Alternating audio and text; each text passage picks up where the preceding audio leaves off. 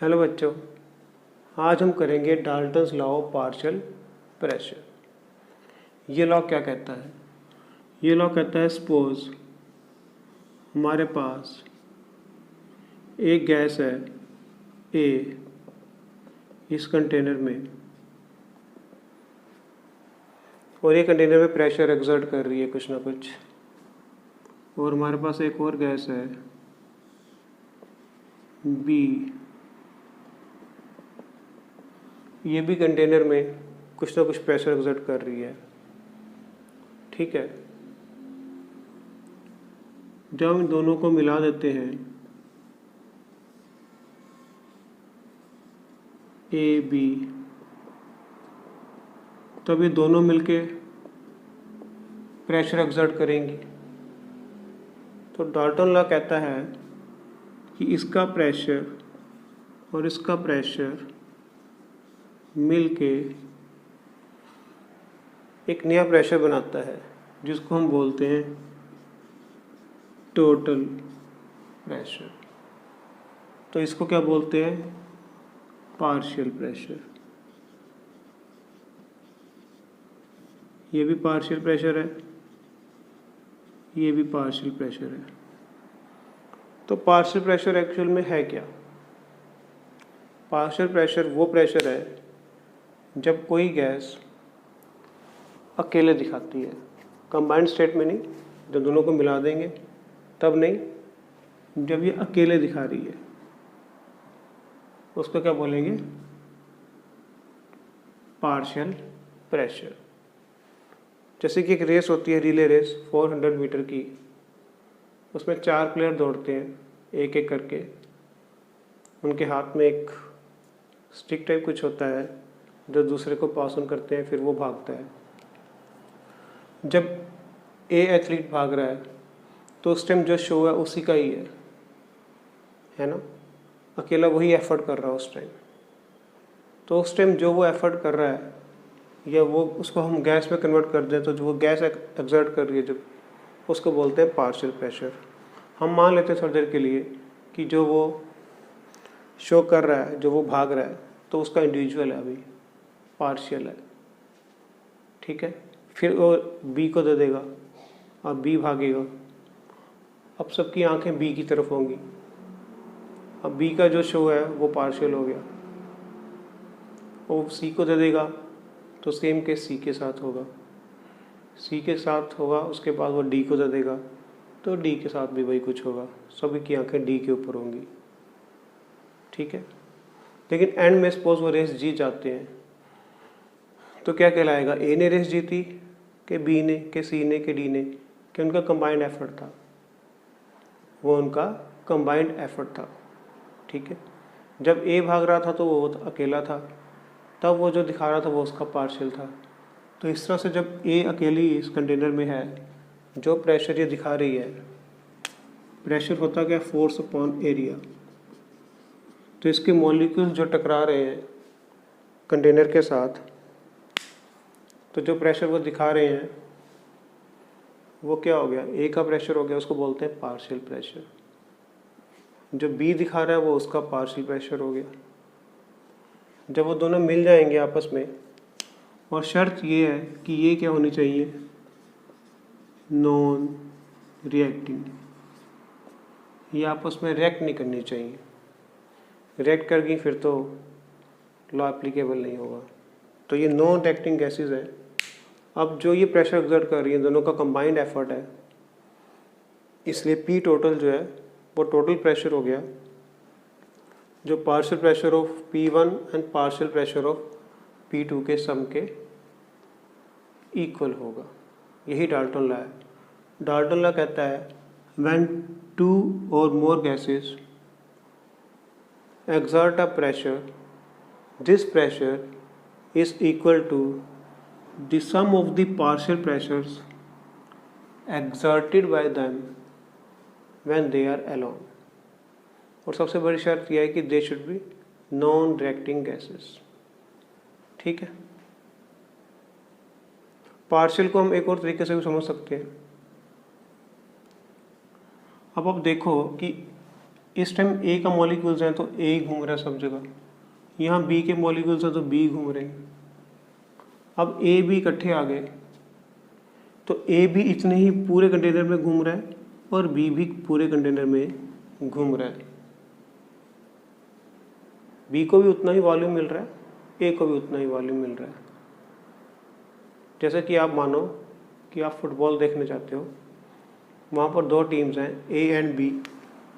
Suppose ये football का field है, यहाँ पर एक गोल पोस्ट है, यहाँ पर एक गोल पोस्ट है, ठीक है। अब ए टीम भी पूरा घूमेगी सब जगह, आके उसने यहाँ से यहाँ तक पहुँचना है, गोल करना है भाई, पूरा फील्ड उसको मिलेगा घूमने के लिए, और बी को भी पूरा फील्ड मिलेगा घूमने के लिए, तभी तो गेम होगी। हम ये तो नहीं कह सकते कि हाफ फील्ड ए को दे दो, हाफ फील्ड बी को दे दो। तो पूरे फील्ड पे ए का भी हक है, पूरे फील्ड पे बी का भी हक है। लेकिन हम तो ए टीम को चीयर कर रहे हैं, तो हमारे लिए ए टीम ही सब कुछ है। तो उस टाइम जब हमें दिख रहा है बी टीम तो नज़र ही नहीं आ रही, हमें अपनी टीम दिख रही है ए टीम, तो हमारा नज़रिया क्या हो गया, पार्शियल। तो हम मान लेते हैं कि उस टाइम जो शो चल रहा है सिर्फ ए का ही चल रहा है, तो ए का पार्शियल प्रेशर हो गया। बी टीम वाले फैंस जो हैं उनके लिए ए टीम कुछ नहीं है, उनके लिए बी टीम ही सब कुछ है। तो उनके लिए जो भी शो है वो बी का है, जितनी भी चीयर्स हो रही हैं बी के लिए हो रही हैं, तो वो बी का पार्शियल हो गया। लेकिन दोनों जब खेल रही हैं, होगा तो कंबाइंड एफर्ट से ही खेल, और ये दोनों नॉन रिएक्टिंग है, आपस में इनकी कोई फ्रेंडशिप नहीं है। अभी गेम में दोनों ओपोनेंट्स हैं, अगर फ्रेंड्स हो जाएंगे तो गोल कौन करेगा फिर। Same is the case with A gases. अगर वो नॉन रिएक्टिंग गैसेस है तो वो जो प्रेशर एक्सर्ट करेंगी वो सम ऑफ द पार्शियल प्रेशर्स के इक्वल होगा, ठीक है। अभी हमारे ऊपर एयर प्रेशर एक्सर्ट कर रही है, मान लो एयर में ऑक्सीजन है और नाइट्रोजन है, बाकी गैसेस को भी हम कंसिडर नहीं कर रहे, और टोटल एयर का प्रेशर कितना है, 1 एटमॉस्फेरिक प्रेशर है। ये कैसे आया, इन दोनों के कंबाइंड एफर्ट से आया। इसका प्रेशर कितना होगा, 2 एटमॉस्फेयर। इसका कितना होगा, 8 एटमॉस्फेयर। क्यों, क्योंकि ये 80% है और ये कितनी है, 20% है।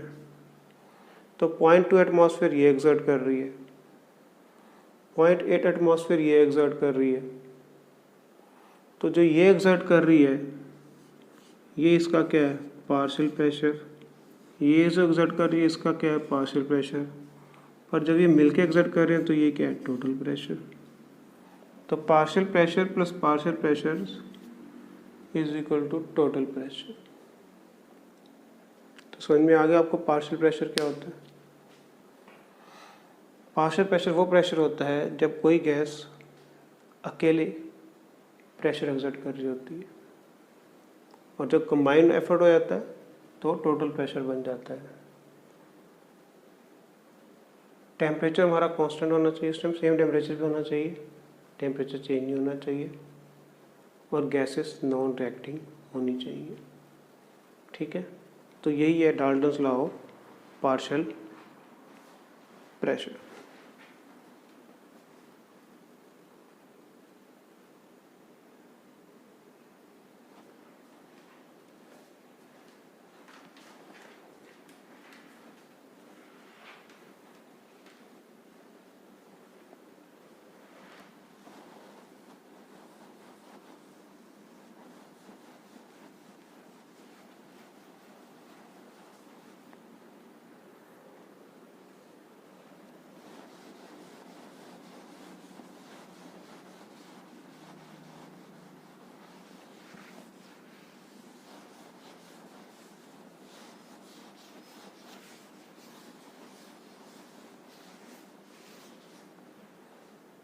ड्राइव करके देखते हैं Dalton's law of partial pressure कैसे आता है। सपोज हमारे पास P1 गैस है,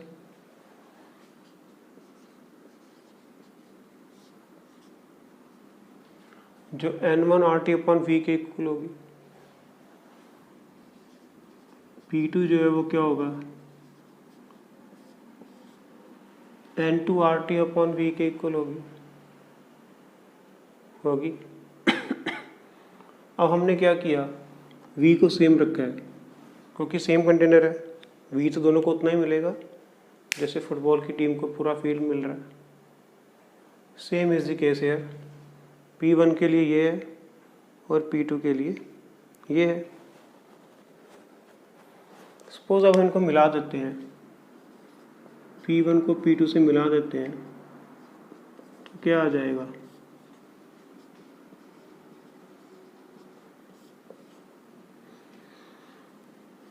इसको मान लेते हैं कि ये टोटल हो गया। तो RT अपॉन V कॉमन आ गया, यहाँ पर क्या आया N1 प्लस N2, ठीक है, यही आया, ठीक है। अभी नहीं मिलाना तो यहाँ पर P1 प्लस P2 लिखा रहने दो, PT हम यहाँ पर कर लेते हैं। PT किसके इक्वल होगा, total number of moles of the two gases RT upon V, है ना। तो अब देखो कि ये जो वैल्यू है और ये जो वैल्यू है आपस में सेम है, तो P टोटल क्या हो जाएगा, P1 प्लस P2। पहले हमने एक गैस ली, ये क्या दिखा रहा है, इसका पार्शियल प्रेशर, ये भी क्या है पार्शियल प्रेशर, और ये क्या है टोटल। टोटल प्रेशर जो है उन दोनों को मिला के आएगा नंबर ऑफ मोल्स, और P1 प्लस P2 को मिलाएंगे तब भी यही रिजल्ट आएगा, टोटल में भी यही रिजल्ट आएगा। वहाँ से हमारे पास क्या आ जाएगा, ये दोनों कैंसिल आउट हो जाएंगे और PT किसके इक्वल हो जाएगा, P1 प्लस P2 के। यही डाल्टन्स लॉ है ना। इससे हमारे पास और नई नई चीज़ें निकलेंगी, उसकी बात हम अभी करते हैं, पहले ये नोट कर लो, रब कर दो।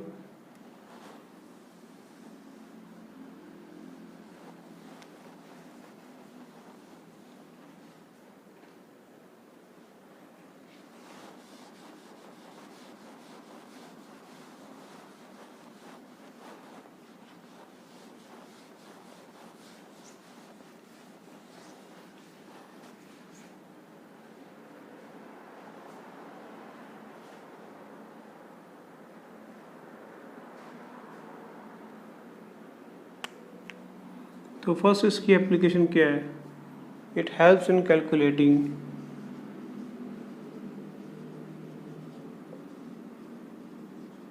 Partial pressure. लेकिन इसके साथ साथ हमें ये कुछ और भी कैलकुलेट करना सिखाएगा।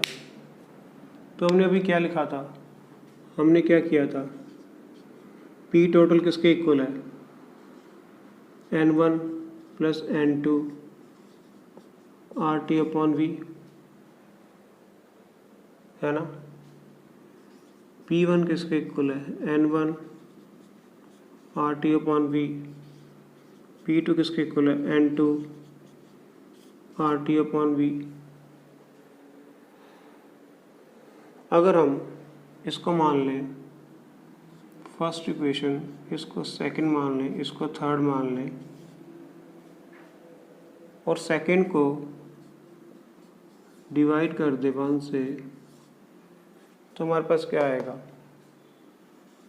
P1 upon PT is equal to N1 upon N1 plus N2। RT और ये तो कट जाएंगे आपस में, कैंसिल आउट हो जाएंगे, डिवाइड कर रहे हैं हम। तो ये क्या चीज़ है, फर्स्ट चैप्टर हमने किया था, ये क्या है, मोल फ्रैक्शन।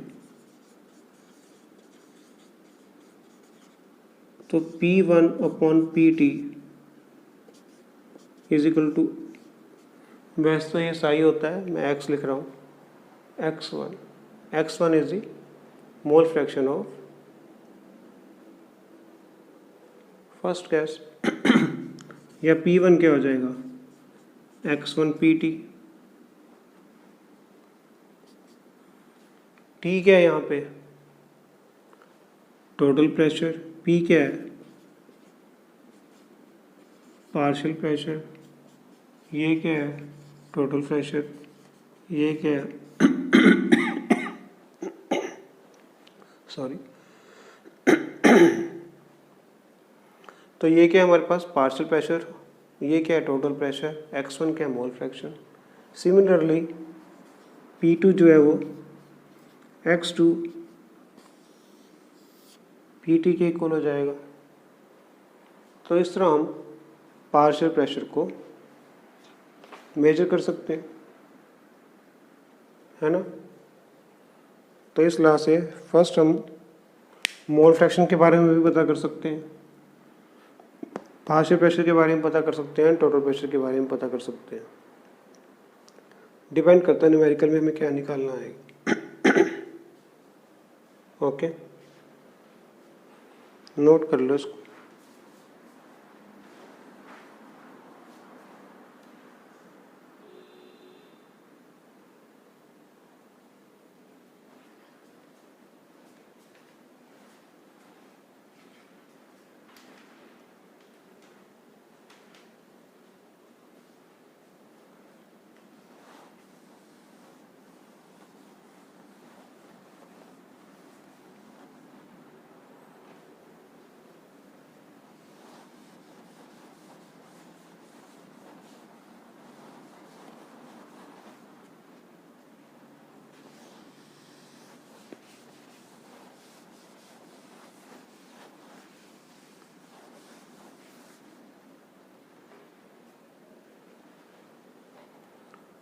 एक न्यूमेरिकल कर लेते हैं।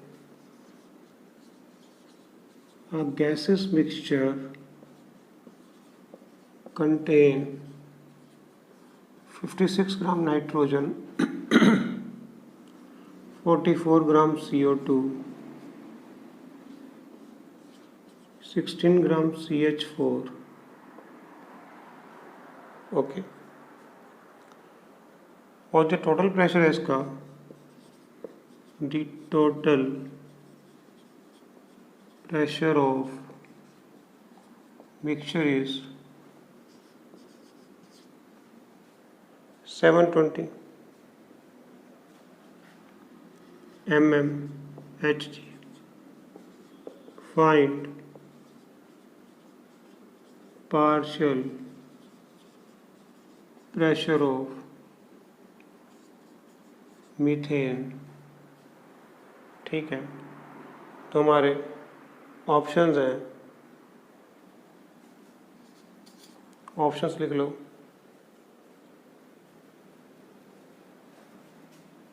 179, 180, 181।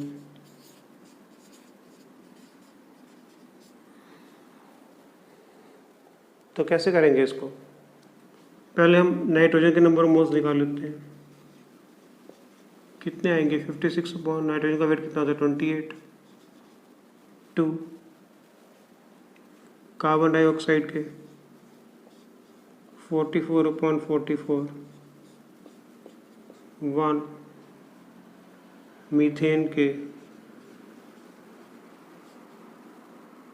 16 अपॉन 16, 1।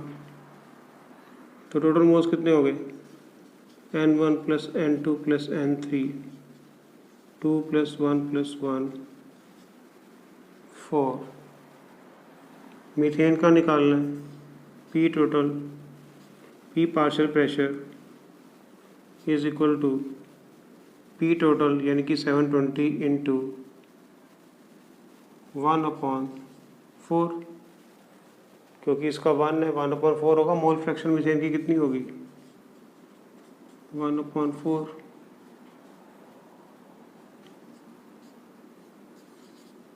तो क्या आंसर आ जाएगा? 180। तो ये क्या आ गया हमारे पास? Partial pressure. तो ये ऑप्शन जो है वो करेक्ट ऑप्शन है।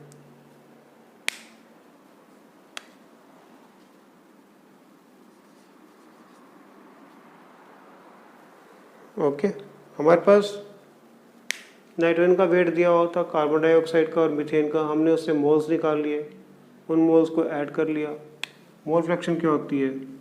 N1/N2 या N3 का कर लेंगे क्योंकि ये 3rd नंबर पे है। इससे मीथेन की मोल फ्रैक्शन आ जाएगी, उसको पुट कर देंगे, हमारा आंसर आ जाएगा। ठीक है, अब कर दूं?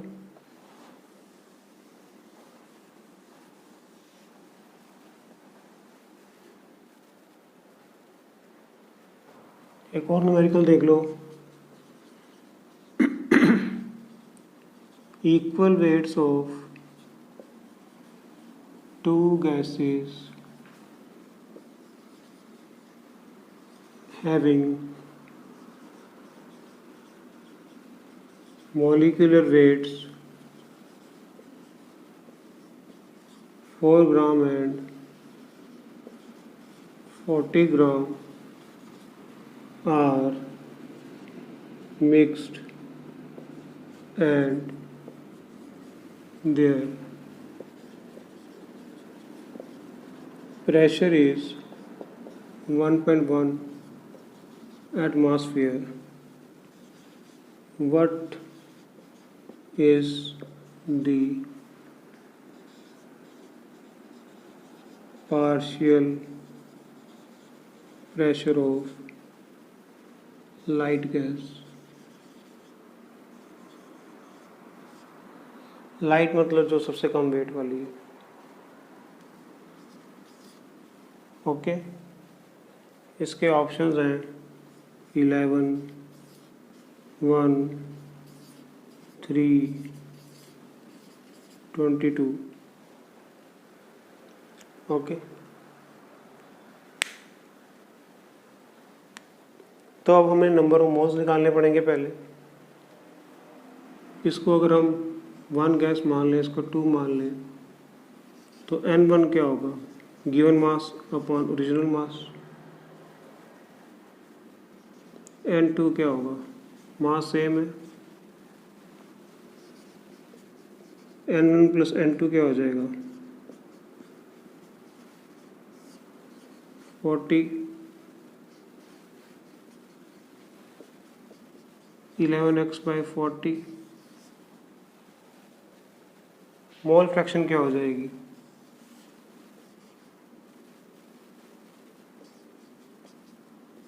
N1/N1 plus N2। N1 कितना है? x/4। ये कितना है? 11x × 4 which is 10/11। ठीक है,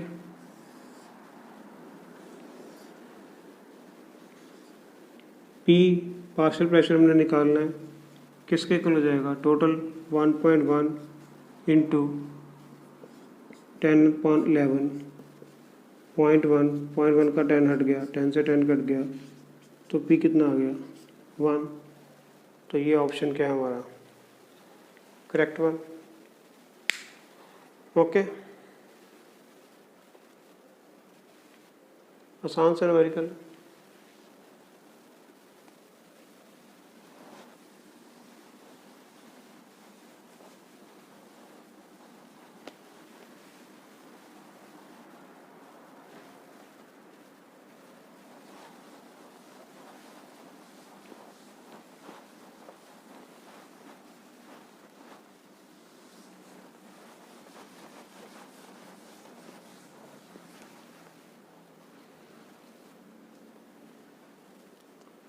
अब हम बात करते हैं डाल्टन्स लॉ हमारे किस काम आता है, दूसरा क्या काम है इसका, in determination of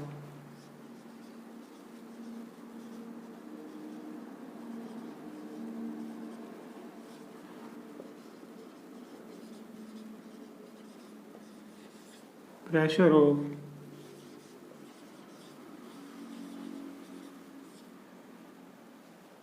dry gas.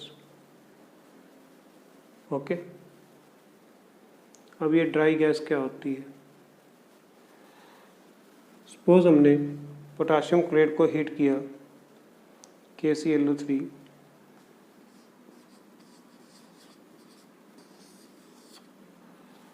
इससे क्या निकलेगी, ऑक्सीजन, जिसको हम कैसे कलेक्ट करेंगे,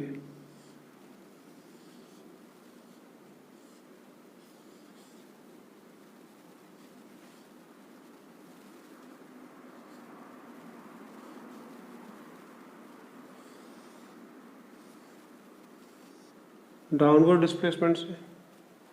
ये वाटर है, ये O2 जा रही है,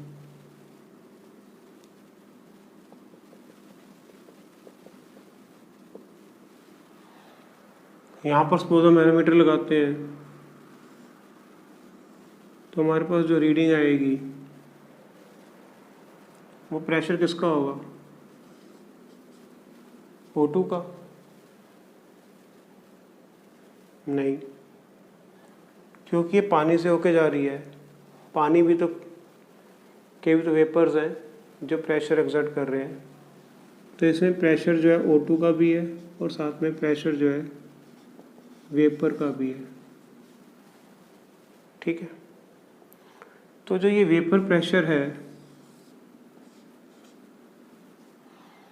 इसने इस गैस को क्या कर दिया, मान लो अपनी भाषा में थोड़ा गीला कर दिया। ठीक है, तो ये जो प्रेशर है वो है। जो ड्राई गैस का प्रेशर है वो सिर्फ ये है। अगर हम वेपर प्रेशर ऑफ वाटर को माइनस कर देंगे टोटल प्रेशर में से, तो हमारे पास प्रेशर ऑफ ड्राई गैस आएगा। ये है वो ड्राई गैस। ओके, इसको हम बोलते हैं डाउनवर्ड डिस्प्लेसमेंट। इससे हम कलेक्ट कर रहे हैं, लेकिन वाटर जो है उसका भी तो कुछ ना कुछ प्रेशर है, उसके भी तो वेपर्स उड़ रहे हैं जो एक्सर्ट कर रहे हैं वेपर प्रेशर। तो इसी वेपर प्रेशर को हम बोलते हैं एक्वस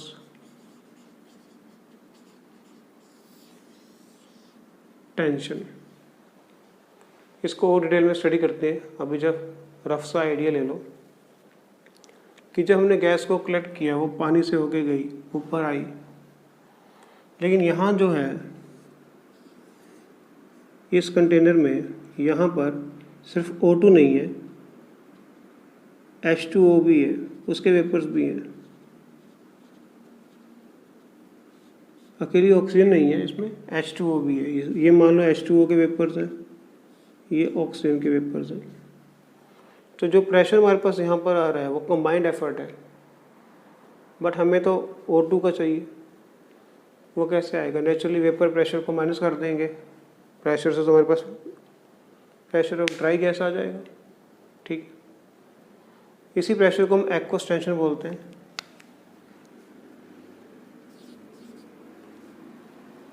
इसको और थोड़ा सा स्टडी कर लेते हैं कि एक्वस टेंशन है क्या।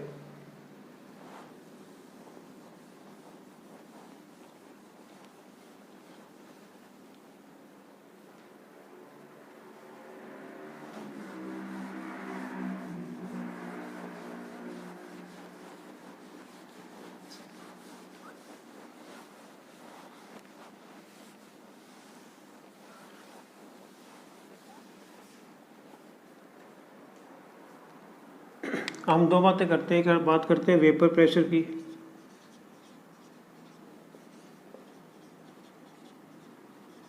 और एक बात करते हैं एक्वस टेंशन की।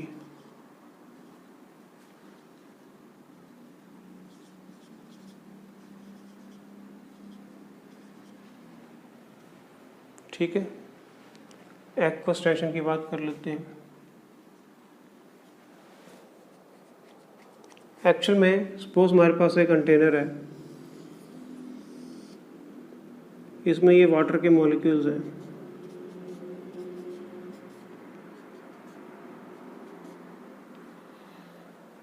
जब हम इसको हीट करेंगे, सपोज या ऐसे भी देख लो, तो इसके वेपर्स ऊपर उठेंगे। ठीक है, जैसे टेम्परेचर बढ़ेगा इसके वेपर्स उठेंगे ऊपर, तो यहाँ पर सारे इसके क्या होंगे, वेपर्स होंगे।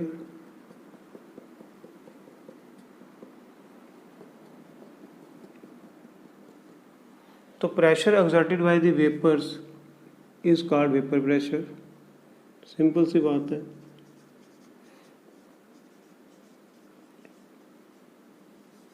exerted by vapors is called vapor pressure. Okay, एक से ऐसी आएगी कि इससे ज़्यादा वेपर प्रेशर वो एक्सर्ट ही नहीं कर सकता, है ना। अभी तो सपोज वो वेपर प्रेशर एक्सर्ट कर रहा है 1 टॉर, फिर 2 टॉर, फिर 5 टॉर, फिर 10 टॉर, सपोज 20 टॉर तक पहुंच गया। ये उसकी मैक्सिमम वैल्यू है, इससे ज़्यादा वो प्रेशर एक्सर्ट ही नहीं कर सकता। तो उस मैक्सिमम वैल्यू को हम बोलते हैं एक्वस टेंशन। क्या बोलते हैं? Aqueous tension. एक्वस टेंशन वो वेपर प्रेशर है जो कि मैक्सिमम है। इससे ज़्यादा अगर वेपर प्रेशर लगेगा तो वाटर फिर से लिक्विफाई होना शुरू हो जाएगा, कंडेंस होना शुरू हो जाएगा और नीचे यहाँ पर बैठने लग जाएगा। वाटर जो है लिक्विफाई होना शुरू हो जाएगा, वाटर वेपर्स। तो एक्वस टेंशन, अगर वेपर प्रेशर ज़्यादा हो जाएगा एक्वस टेंशन से, तो वाटर वेपर्स जो है वाटर में कन्वर्ट होने शुरू हो जाएंगे। तो that maximum pressure of vapours, उसके बाद उसका लिक्विड होना कंफर्म्ड है, उसको बोलते हैं एक्वस टेंशन। ठीक है, तो क्या सीखा हमने? एक्वस टेंशन क्या होती है? मैक्सिमम पॉसिबल वेपर प्रेशर, इसको लिख सकते हैं हम maximum possible vapour pressure. Aqueous tension हमेशा वेपर प्रेशर से ज़्यादा ही होएगी। अगर वेपर प्रेशर से ज़्यादा हो गया तो वो वाटर मॉलिक्यूल्स में कन्वर्ट होना शुरू हो जाएगा। ठीक है, तो एक्वस टेंशन जो है वो मैक्सिमम पॉसिबल वेपर प्रेशर है। और बस शर्त इसकी ये है कि टेम्परेचर जो है उस टाइम कांस्टेंट होना चाहिए। टेम्परेचर से हम छेड़छाड़ नहीं कर सकते। एक्वस टेंशन और कुछ भी नहीं है, मैक्सिमम पॉसिबल वेपर प्रेशर है। ठीक है, समझ में आ गया? इन दोनों से एक और वर्ड निकल के आता है, रिलेटिव ह्यूमिडिटी।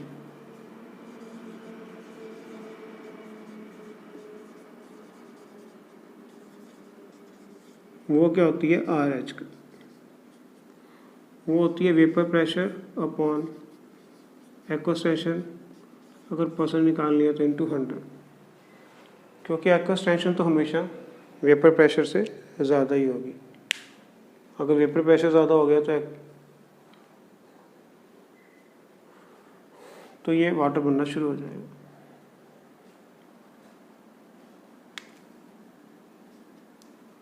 तो रिलेटिव ह्यूमिडिटी होती है ratio of the vapour pressure upon aqueous tension, और अगर परसेंटेज निकालनी है तो इनटू 100 भी कर सकते हैं। तो इससे हमारे पास क्या आती है? परसेंटेज आ जाती है।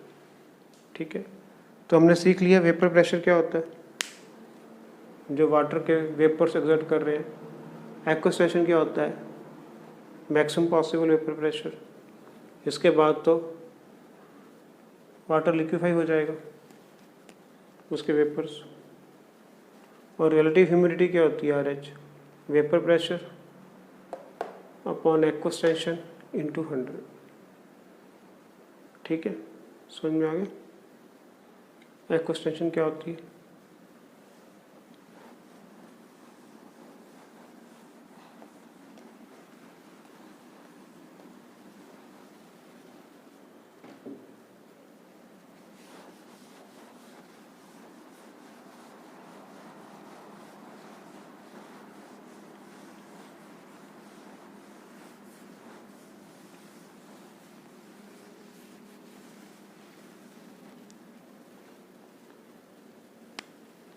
एक न्यूमेरिकल देख लो। The volume of 0.0168 mole of O2 obtained by decomposition of KClO3 and collected over the surface of water is 428 ml at 754 mmHg pressure at 25 degrees centigrade. Find the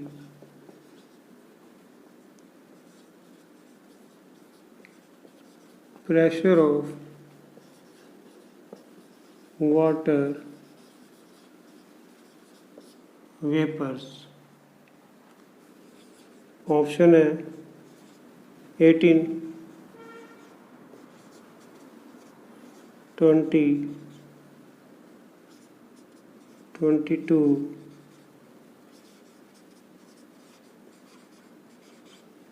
24। Okay, तो formula क्या होता है? P is equal to volume कितना दिया हुआ है 428 ml। 428 को 1000 से अगर डिवाइड कर देंगे तो ये लीटर्स में चला जाएगा। ओके, तो क्या आ जाएगा 0.0168 इंटू आर कितना होगा 0.0821। टेम्परेचर कितना है 298 और वॉल्यूम कितना आ जाएगा? वॉल्यूम दिया हुआ है हमें 428 इंटू 1000 लगा देंगे।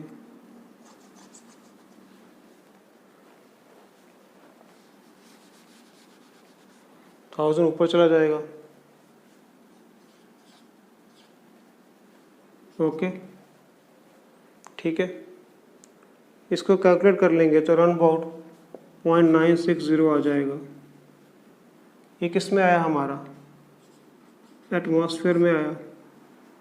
हमें किस में चाहिए? mm में चाहिए, तो इसको 760 mm से मल्टीप्लाई कर देंगे तो अराउंड अबाउट 729 यानी कि 730 आ जाएगा। तो वाटर का वेपर प्रेशर कितना होगा? हमारा फार्मूला क्या है?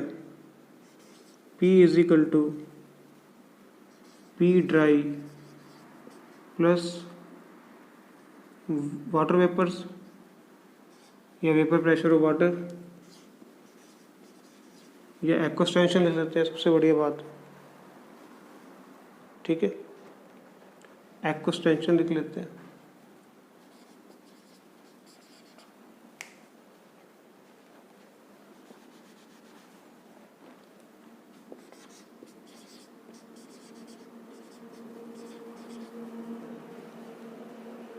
या प्रेशर ऑफ वाटर लिख लो, कुछ भी लिख लो, आपकी मर्जी है।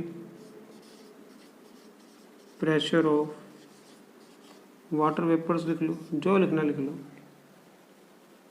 तो P हमारे पास कितना है 754 ड्राई गैस का कितना निकाल लिया हमने 730 प्लस ये वाटर वेपर्स हैं तो कितना आएगा 24 mm। तो ये हमारा क्या आ जाएगा आंसर। ठीक है, हमें मोल्स दिए हुए थे, वॉल्यूम हमें मिलीलीटर में दिया होता, हमने 1000 से डिवाइड कर दिया तो किस में चला गया, लीटर्स में चला गया। तो हमारा आंसर किस में आया, एटमॉस्फेयर में आया। और हमें तो mm में आंसर दिए हुए हैं, तो एटमॉस्फेयर को mm में चेंज करने के लिए 760 से मल्टीप्लाई कर दिया तो कितना आ गया 730 आ गया। उसको उसमें से माइनस कर दिया तो वेपर प्रेशर आ गया, प्रेशर आ गया हमारे पास वाटर वेपर्स का। ठीक है, तो यही है Dalton's law of partial pressure. समझ में आ गया। गुड नाइट बच्चों।